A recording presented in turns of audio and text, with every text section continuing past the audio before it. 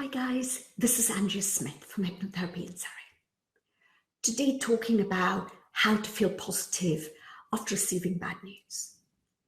Wouldn't it be great to be able to alter our brain so we could change the way we behave however we want? Imagine we could be confident, in charge, just by overcoming nervousness, anxiety, like flicking a switch. Well, we can by slowing ourselves down, traveling through time. Let me explain. Since the beginning, we have evolved to automatically employ special functions under certain situations, like receiving some bad news. Some of these behaviors are reactive and stem from the older parts of our brain.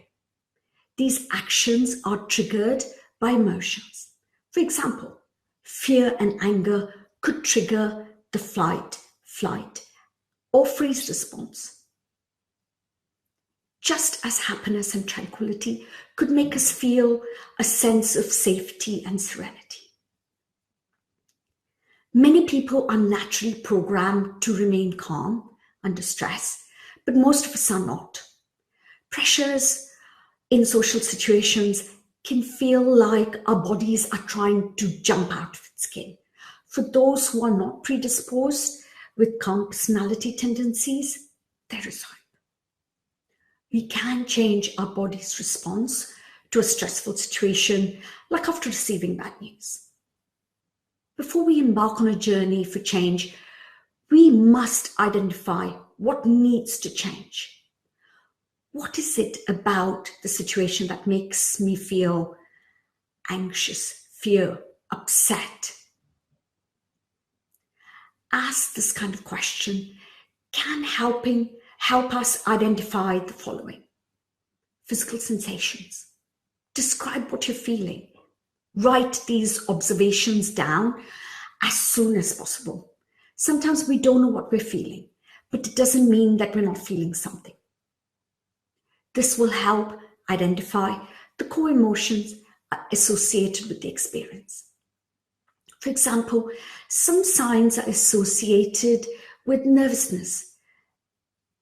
They might be butterflies in your stomach, shaking, feeling sick, feeling lightheaded, sweaty palms and brow. The next is automatic thinking. When we experience stress, our bodies release a chemical called cortisol.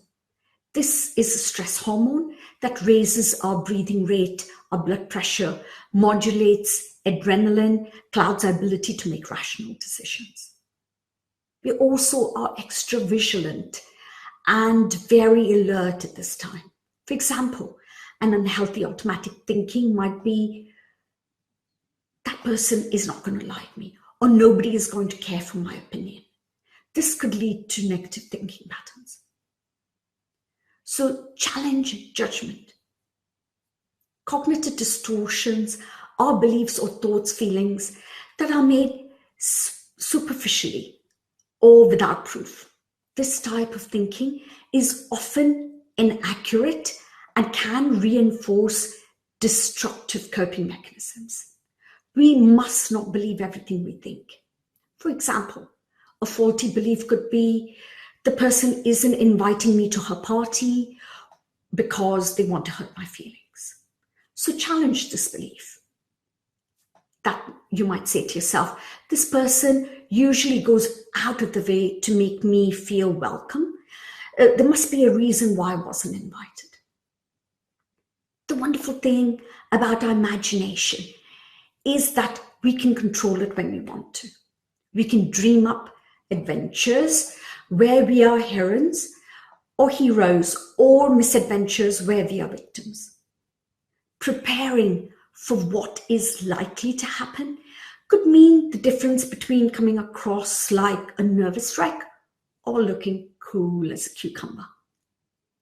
Changing our behavior is a process, not an event. The following takes practice and consistency before becoming automatic thinking. So moderate speech and movements. An effective approach for minimizing nervousness or anxious fidgeting and hurried speech is slowing everything down. During these moments of high stress, we tend to practice a lot of comforting behaviors like face touching, adjusting our clothes, body shifting. Our speech and movements speed up and can make us look erratic and unstable. As we get better at becoming aware of our body language, we can anticipate what we are likely to do during moments of high stress. When we identify the physical sensations that signal that we are nervous or anxious, note that it's time to slow everything down, speech and movements. This might feel awkward at first, but it won't appear to the people who we're talking to. Next is back to the future. Planning ahead and having a strategy to help us maneuver through those possible future awkwardness or anxious situations is empowering. Just like a prize fighter shadowboxing with an imaginary opponent, we can travel through the future in our minds and foresee how a pressure situation might play out. We can reflect about what we know about ourselves and the situation and prepare for the expected idiosyncrasies. With the intent to improve the quality of our relationship and the diligence to work through our true feelings and judgments, accepting change and dealing with the pressure gets easier. Celebrate every attempt to modify behavior. By stacking the wins, we quickly notice that our motivation and attitude is shifting.